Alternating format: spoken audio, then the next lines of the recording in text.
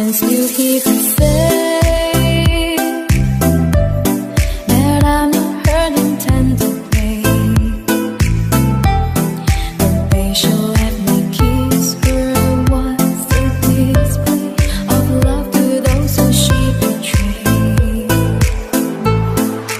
How can I be someone to detest when I thought never the best? Until the taste of bitterness, then I regret. But still I won't detest your love I can't forget, like someone who has spread.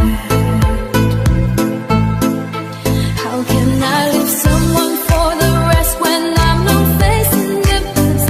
Until the taste I'm trying to erase and I regret. But still I won't detect who I can never forget, like someone who has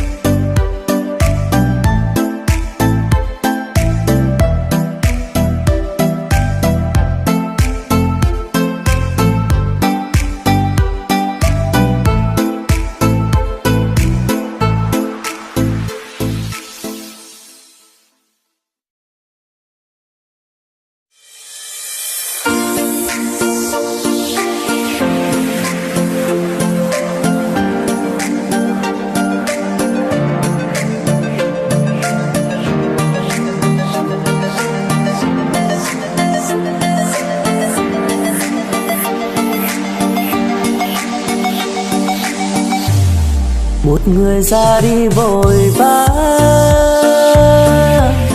mang theo những dấu yêu xa rời.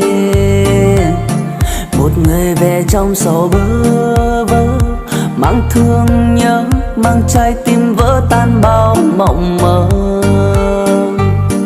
Để rồi chia ly từ đây, yêu đương hoa kiếp đau thương người ơi. Để rồi bao đêm ngồi trong cô đơn, hoài chờ mong mơ bóng em dấu yêu quay về đây. Cuộc tình xưa phải dấu từ một buổi chiều thật buồn, mây sắm theo nhau về sau vẫn dần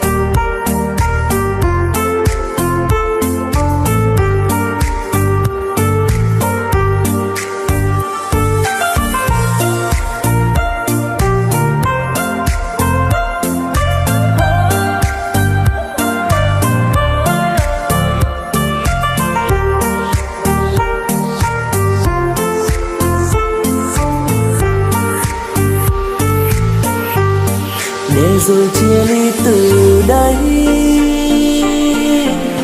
Yêu đương hóa kiếp đau thương người ấy, để rồi bao đêm ngồi trong cô đơn, hoài chờ mong mơ bóng em dấu yêu quay về đây.